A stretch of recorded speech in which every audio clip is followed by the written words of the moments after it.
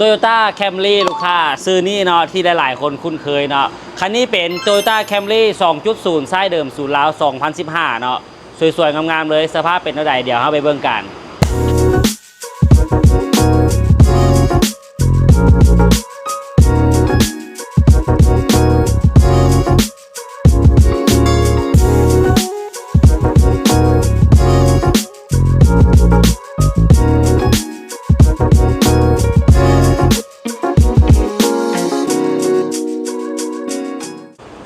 สวยงามแน่นอนลูกค้าคันนี้เนาะขี่ดีขี่นุ่มนวลทุกอย่างเพอร์เฟกต์แหละรถเก่งนะลูกค้าเนาะด้วยความว่าเป็นเก่งขนาดใหญ่ Toyota Camry ลูกค้าคันนี้2015จัก 2.0 ไส้เดิมสูตรลาวสีดำโคตรงามเนาะคันนี้เขาใส่อย่างใหม่ๆเด้อลูกค้าเด้อไม่แกะกล่องเนาะย้ำเลยว่าไม่แกะกล่องทั้ง4เส้นเนาะขี่นิ่มๆเลยแหละแบบว่าบ่ต้องกังวลเรื่องอย่างเนาะพอเป็นอย่างเบิกใหม่อยู่แล้วลูกค้ามาเบิ่งภายในด้านหน้านี่ภายในเดิมๆเนาะตับโล่เดิมแผงประตูเดิมโฟมไลท์เดิมบอกว่าเดิมกว่านี้มีแต่เบิกใหม่เนาะคันนี้เดิมงามอิหลีลูกค้าเนาะภายหาอยู่เป็นเท่าแนะนำอิหลีคันนี้นี่แอร์หลังมีมาให้ครบนะลูกค้าเนาะนี่บอเดิมพื้นเนาะอันนี้แมนพื้นที่มานำเจ้าของเก่าแต่ว่าถ้าเขาบ่มักอันนั้นล้มกันได้เดี๋ยวเขาสามารถเปลี่ยนเป็นพื้น 3D 5D ล้มกันได้แล้วแต่คนมักนะลูกค้าเนาะแคมรี่นี่ด้วยความว่าเป็นเก่งขนาดใหญ่เนาะแน่นอนแหละภายหลังเบื้องทั้งหลังเนาะโคตรกว้างเลยใส่เครื่องใส่เข้าได้หลายเป่าเนาะยูนี่ก็มีพร้อมทั้งสุดแปลงรถกระลิกเล็กไข่ล้อยางอะไรอยู่ทั้งลมนี้นี่รถของยางหัวยางแตกสามารถเปลี่ยนทายได้นะลูกค้าเนาะสีดำงามๆเนาะมีเลดตัดเลดมือไข่เลดคิ้วประตูเลดโค้งประตูบีมาให้ครบลูกค้าเดี๋ยวเบิ้งแล้วเขาสิลองนั่งให้เบิ้งเนาะเทียบเบิ้งว่าใครอยากฮู้ฟิลเนาะแต่ละคนเขาเคยขี่รถโบคือกันเด้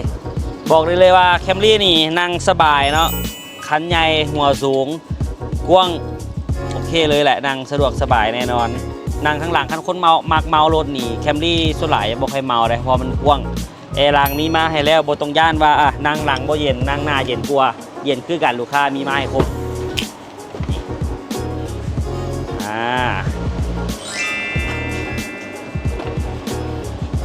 ตัวนี้เป็นกระแจเนาะ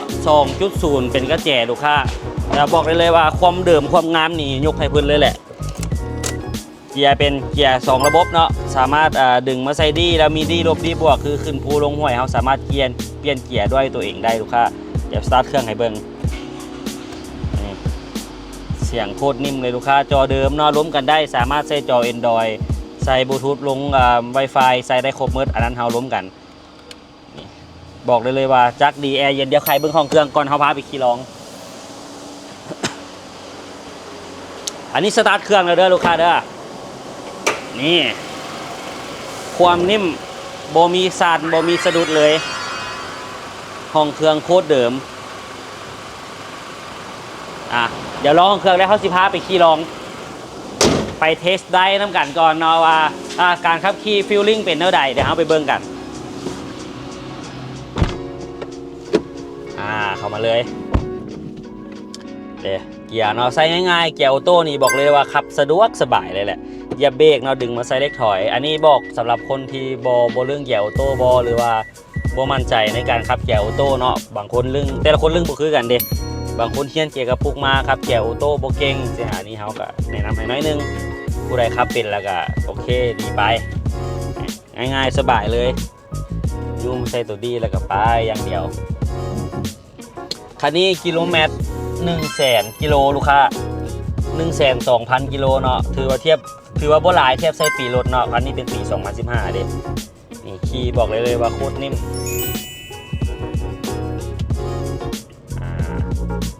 เดี๋ยวโค้งพาลองกัน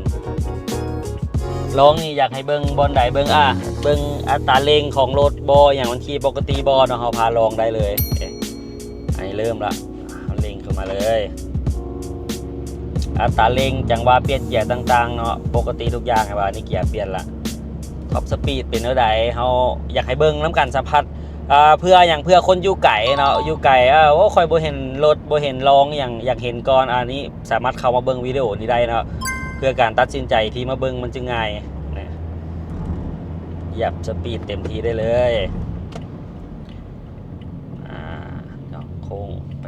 ด้านนั้นอันนี้ก็จอทุกอย่างของเดิมเนาะฟังได้ปกติวิทยุ FM ทุกอย่างมีครบหมดแต่ว่าคันว่าต้องการเป็นจอ Android บ่อันนั้นเราล้มกันได้เดี๋ยวเราสามารถเปลี่ยนให้ได้จอ Android ก็หมายความว่าเป็นจอใหญ่เนาะจอเต็มต่อบลูทูธลง Wi-Fi ได้สบายสินะได้ด้วยตัวของมันเองเลยโดยที่ไม่ยุ่งโทรศัพท์อื่นท็อปสปีดอันนี้มีช่วงให้เล็งหน่อยนึงเมื่อกี้นี่บ่มีช่วงเล็งนี่แจ่มเลยแล่นนิ่มเลยแหละลูกค้าส่งล่างต่างๆโบดังเนาะโบหลวมโบคอนอันนั้นให้มาลองตัวจริงได้พอเขาเว้าไปก็อยากให้ลูกค้ามาลองเอา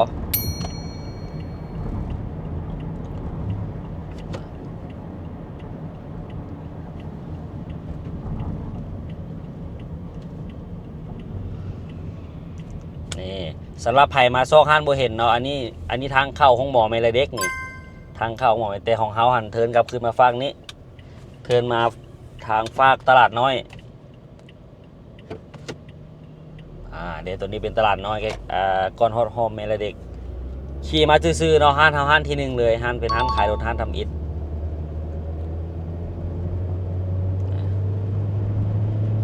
ห้านขายรถห้านทำอิฐที่อยู่แคมทางเนาะ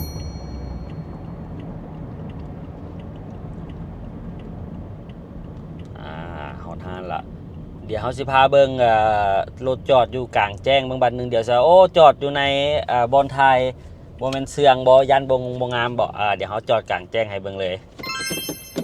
ไป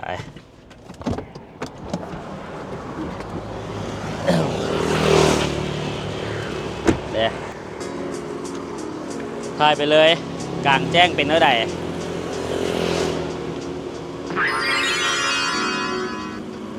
ถ่ายกลางแจ้งบอกเลยว่าแห้งงามก่อนอยู่ในโฮมเนาะพอแสงสีสันธรรมชาติเนาะแห้งเฮ็ดให้รถงามขึ้นลูกค้าสำหรับคันนี้เนาะราคาอยู่ 17,800 ลูกค้า 2015เทียบใช่ว่าถือว่าโบแพงเลยแหละลูกค้าเนาะเอกสารเขาครบพร้อมโอนเนาะเปลี่ยนป้ายใหม่เทคนิคค่าทางประกันภัยปึ้มไปไทยเขาใส่ให้ครบลูกค้าของเหลวต่างๆนะบ่ว่าจะเป็นน้ำมันเครื่องหม้อกองแอร์กองอากาศเขาเปลี่ยนใหม่ให้หมดเด้อลูกค้าเด้อใครพาคนมาซื้อเนาะครับไปเริ่มต้นกับคันละ5 ล้าน10 ล้านล้มกันได้ลูกค้ารถเขาจอดอยู่สาขาบ้านหนองพญาเนาะนี่ต่อหน้าบิ๊กซีต่อหน้าวัฒนาใกล้ๆกับฮอมหมอเมลเด็กเนาะคือเขาซี่ให้เบิ่งเมื่อกี้นี้แล้วก็ติดกับฮอม11ไปมาบ่ถึกซอกหาฮอม11แล้วแม่นเห็นห้านเขาเลยเพราะเขาอยู่ติดกันอยู่แคมป์ทางใหญ่เลยลูกค้าเนาะใครสนใจคือเก่าเช่นเดิมเนาะสามารถมาเบิ่งรถได้แนะนำกันมาได้ไก่มาลองขับลองขี่ลองเบิ่งก่อนก็ได้ลูกค้าบ่ซื้อบ่แบ่งถึกใจแล้วค่อยเอาเด้อลูกค้าทางห้านเฮาเนาะจัดไปเลยเนาะสำหรับคันนี้ Camry 2.0 2015ใช่เดิมศูนย์ลาว